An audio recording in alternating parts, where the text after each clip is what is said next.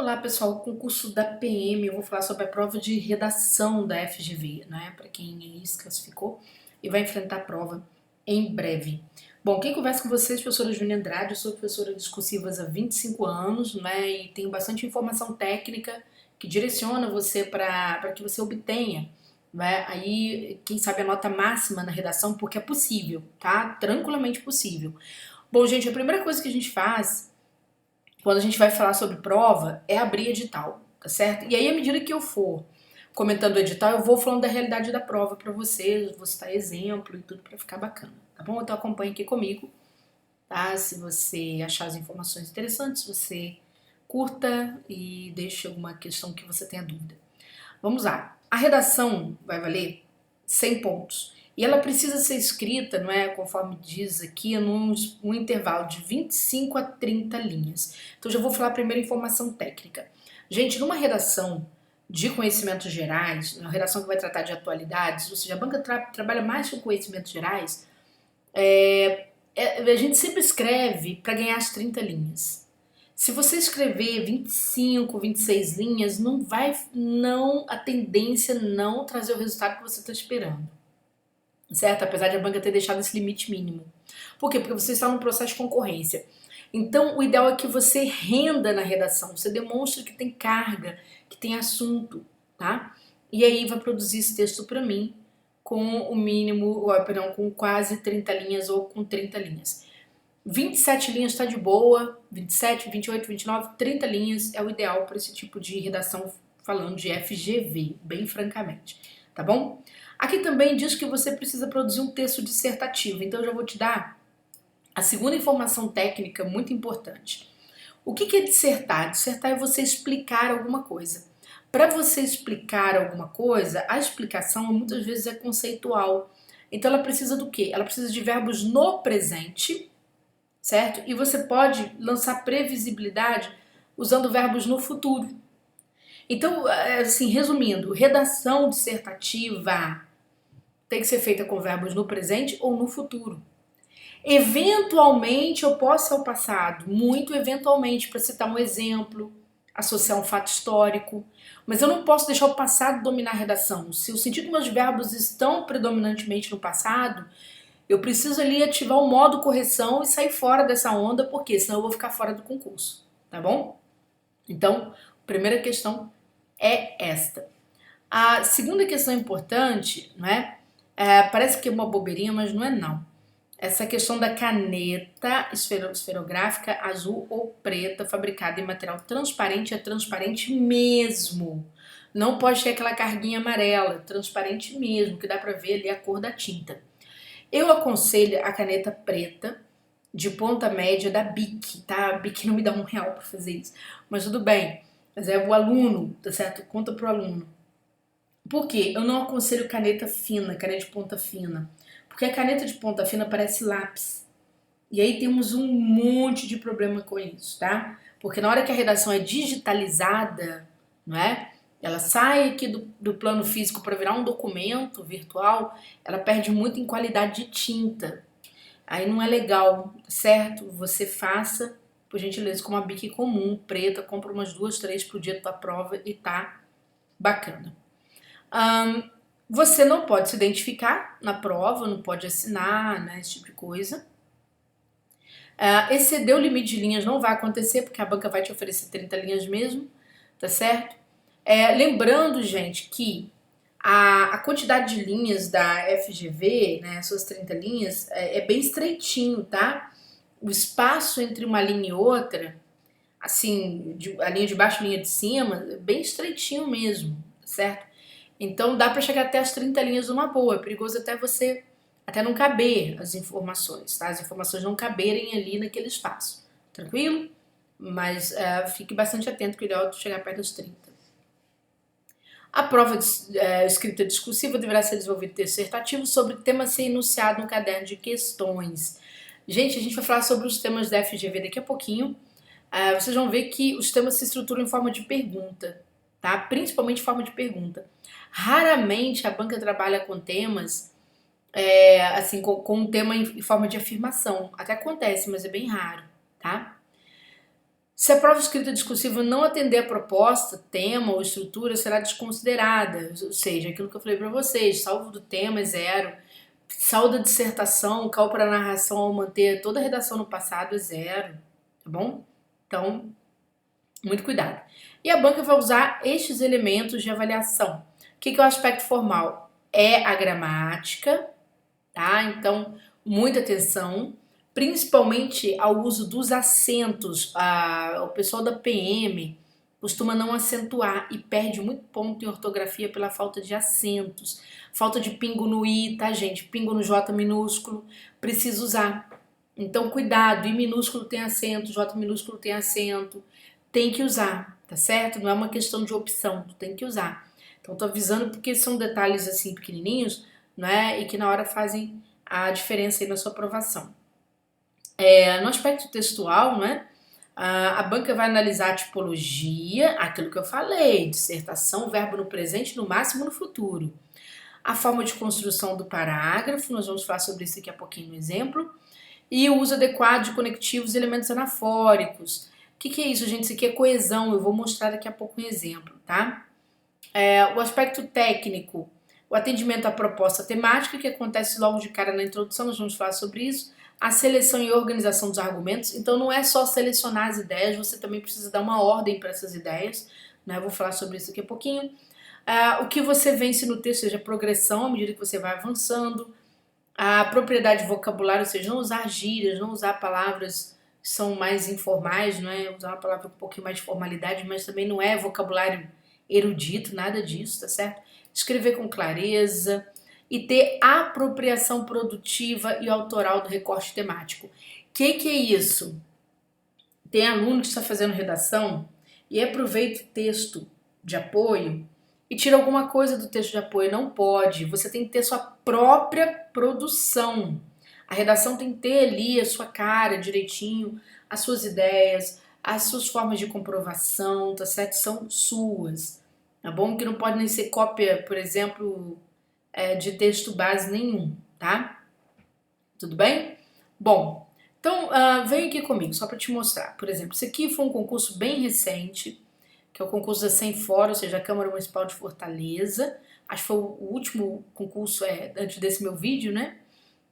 Que a banca fez. Ela fez 2 concursos no mesmo dia, da ALEP, Assembleia Legislativa, acho que é do Paraná, e depois fez, no mesmo final de semana, a Câmara Municipal de Fortaleza. Gente, e é bem assim, ó. Com base nos textos acima, produz um texto dissertativo argumentativo, com o mínimo de 25, o máximo de 30 linhas de vocês, o mínimo de 25, o máximo de 30, que é o mínimo de 20, em que expresse sua opinião, dando especial destaque aos argumentos apresentados na defesa de suas opiniões. Veja bem, os temas da FGV geralmente vêm em forma de pergunta. Às vezes ela traz um texto aqui motivador e tem as perguntas, tá? Então, e são temas muito assim. A FGV ela não vai falar sobre segurança, tá, gente? Então, tem que tomar cuidado para vocês não caírem nesse lugar comum de uma prova de PM. Ah, será que o tema vai ser segurança? Claro, no tubo de redação, concurso, por exemplo, a gente tem o curso. Tem que ter um outro tema de segurança com assunto relevante do momento, é fato. Mas a gente tem que entrar no jogo da FGV. Que jogo é esse? Tratar de assuntos mais subjetivos, de assuntos que têm a ver com a condição humana, o comportamento humano, o comportamento, né, que nós temos nas redes sociais ou no nosso dia a dia. É isso que a banca, né, é sobre isso que ela vai falar, vai bater exatamente em cima disso. Então o que acontece? Aqui ela diz assim, ó, todos os países preservam seus documentos. Já pararam para pensar como seria se não tivéssemos registros do passado? É a primeira pergunta. Como conheceríamos nossas raízes, nossa cultura e nossas tradições? Acredito que todos nós temos um fascínio pelo passado, por aquilo que já aconteceu e moldou o mundo em que vivemos. Mas como podemos garantir que essas histórias não se percam no tempo? Qual a importância de preservar os registros do passado? Então, quer dizer, a banca está mexendo com memória. E ela está falando, né, sobre você preservar registros do passado. Não precisa ser só o registro oficial de um país, ela só entrou aqui na questão de um país, mas ela fez perguntas bem gerais, assim. Como podemos garantir que essas histórias não se percam no tempo? Não é? E qual a importância de preservar esses registros? Olha, eu posso falar das histórias de uma pessoa ter seu álbum, né, de família, ter cartas, documentos, etc. Mas podemos falar também sobre memória, sobre arquivos, sobre museus, locais de preservação, vamos dizer assim, da administração pública de modo geral, tá? Então, pode ser, eu posso também entrar por essa questão. Mas o importante, gente, é que eu responda essas perguntas de cara na introdução. E depois eu vou desenvolver, tá bom? O rascunho da FGV parece assim que as linhas são bem, né? São aqui bastante larguinhas, dá para escrever bem, mas não é assim não, tá? É bem apertadinho, vamos dizer, saindo do rascunho, você indo para a folha definitiva, esse espaço aqui, ó, de cima para baixo entre uma linha e outra é bem estreitinho, tá bom? Então tem que tomar cuidado. Ah, mas eu não tô tendo ideias para escrever as 30 linhas. Então você pode usar isso aqui, ó. Você pode começar de uma forma, tá vendo? Dando aqui um espaço generoso, né? E você pode começar aqui mesmo, tá? Aqui, ó, por exemplo, ó, as memórias, né, são alguma coisa. E aí vai escrevendo, tá certo? Volta aqui, volta. Tal, deu o ponto final, né? Aí a linha aqui começa, né? Hoje, por exemplo, tá? Porque aí você dá um espaço generoso para você ganhar mais linhas, se você não tiver muitas ideias, tá bom? Eu vou mostrar, a partir de um exemplo, como proceder na redação da FGV, certo? Então isso aqui, olha só, vem um texto base, é isso que a banca faz, e ela entra no questionamento, tá bom? Então ela diz assim, ó, partindo-se disso, produz um texto dissertativo no qual você se posicione acerca dos seguintes questionamentos. O que significa um direito à cidade inclusivo? O que significa a promoção da igualdade socioambiental no espaço urbano? Perguntas. É claro que esse iniciozinho ajuda você ter uma noção de que o direito à cidade é um direito que cabe a todos e a todas. Ele está no direito de participar de processo de produção, de fruição do espaço urbano, quer dizer, de aproveitar o espaço urbano. Ninguém pode ser excluído desse processo, especialmente as minorias e os que vivem nas periferias das cidades, mas há quem defenda que uns devem usufruir deste direito com mais poder do que outros. Quer dizer, tem gente que acha que a cidade só serve a uma classe social, a outra não.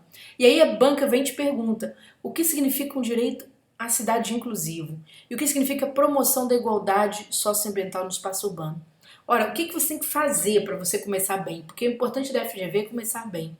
É você responder essas perguntas, mas mantendo palavra-chave. Direito à cidade inclusivo, promoção da igualdade socioambiental no espaço urbano. Você pode vincular uma palavra-chave com a outra, tá? E já produzir resposta na introdução. Olha o meu português. Já produzir resposta na introdução. Então vem aqui, ó. O direito à cidade, como se sabe, não é? Consubstancia uma série de outros direitos. Direito à moradia digna, à saúde, à educação, ao meio ambiente ecologicamente equilibrado, etc. Então aqui você trouxe uma contextualização disso que está sendo cobrado, tá bom? Mas vamos lá. Mas tem que responder o que a banca falou. Mas para que este direito seja inclusivo, opa, tá vendo, ó? O que é um direito à cidade inclusivo? Isto é acessível a todos, é necessário que se promova a igualdade socioambiental do espaço urbano. O que, em outras palavras, significa reduzir desigualdades e promover a sustentabilidade ambiental. Show! Vamos pensar essa introdução. Pessoal, aquele amontoado de perguntas que a FGV faz, você pode juntar uma na outra. Por quê? Porque muitas vezes ela vai fazendo perguntas em cascata. É como se ela te perguntasse uma coisa e tentasse refazer aquela pergunta para ver se você está prestando atenção mesmo ao que ela está querendo dizer. Então você tem que juntar a palavra-chave das perguntas, não é só responder uma pergunta uma por uma, porque às vezes elas são iguais, mas junta palavra-chave uma na outra, tá certo? De modo que você consiga responder o bolo, tá? Tudo bem? Veja que aqui, ó, havia duas. O que significa uma coisa significa a outra. Se juntou ao direito à cidade inclusivo, é exatamente a promoção da igualdade socioambiental no espaço urbano, certo? Pronto. Mas aí eu preciso posicionar isso de forma mais clara. Ou seja, o que isso quer dizer? Em outras palavras, significa reduzir desigualdades e promover a sustentabilidade. É isso, certo?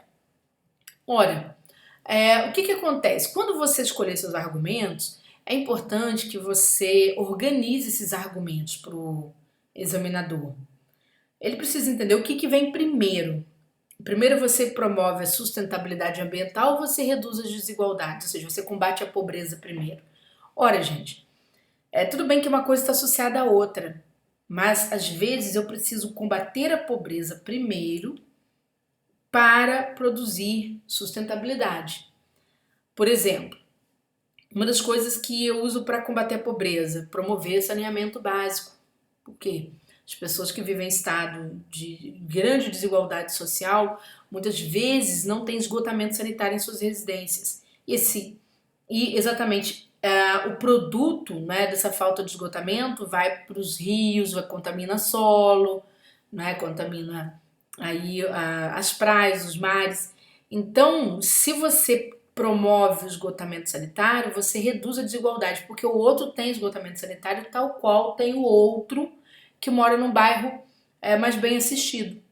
Então você tira a desigualdade, eles começam a ter tratamento parecido.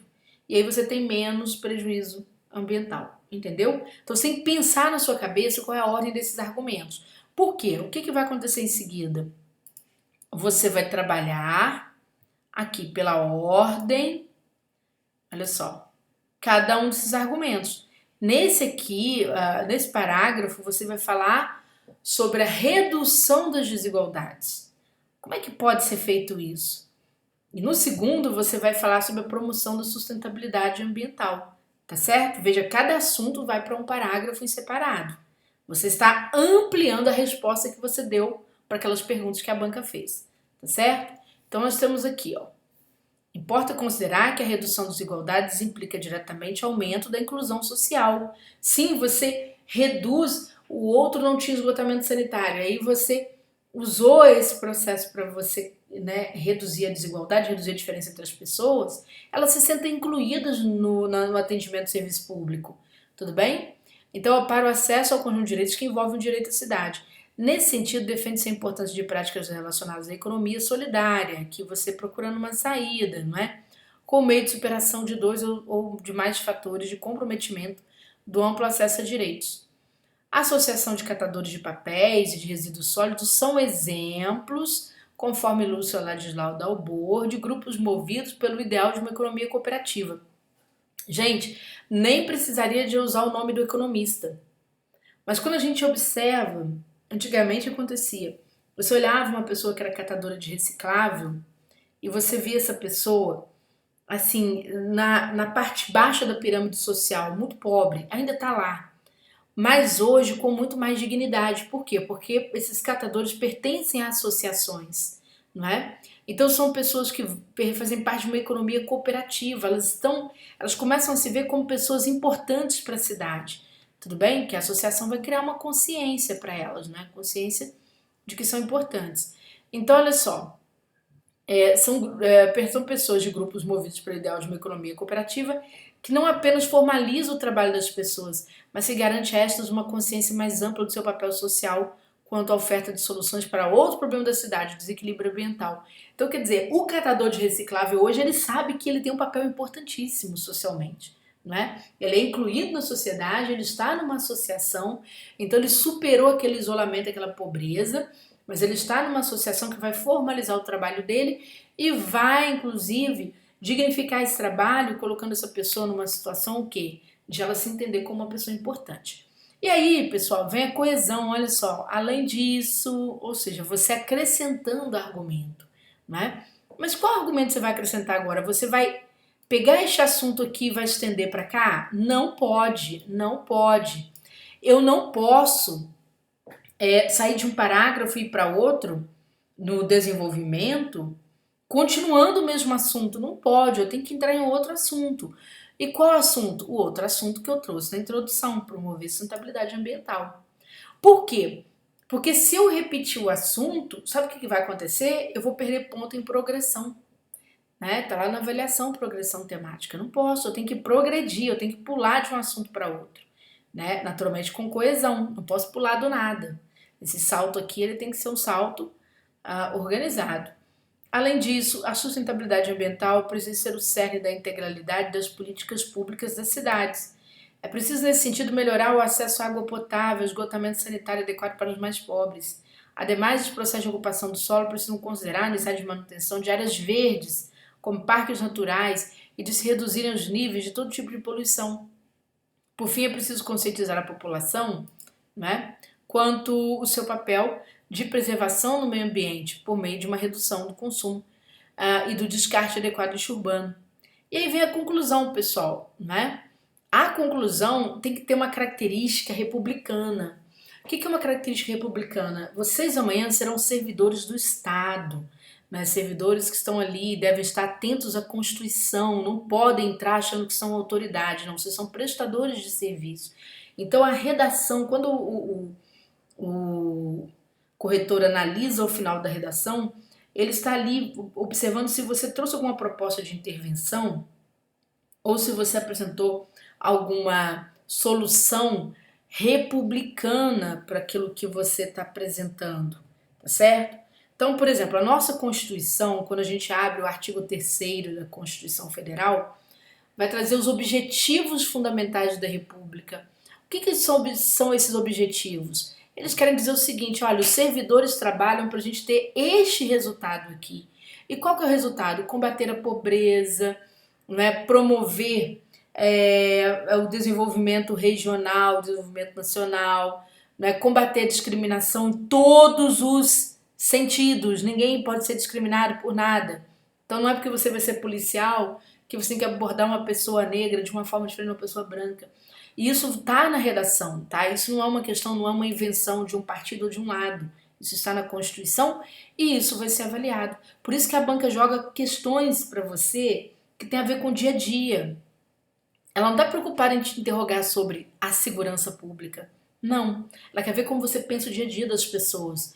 Soluções simples para o dia a dia das pessoas. Então vem aqui comigo, ó. A promoção do direito à cidade e igualdade socioambiental, tá vendo? Retomando o tema. É um processo contínuo que deve ser constantemente aprimorado, adaptado às necessidades da população e aos desafios do contexto local.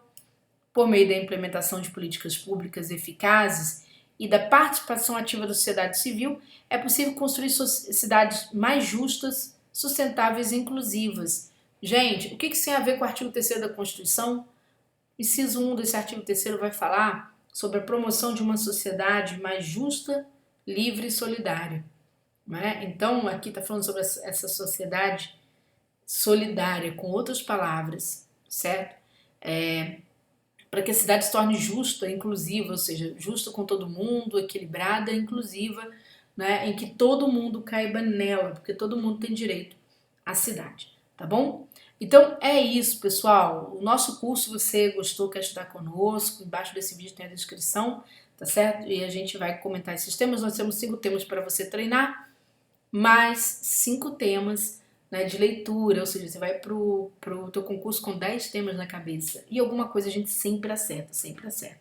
Impressionante que alguma coisa você aproveita bem, tá bom? Um beijo grande.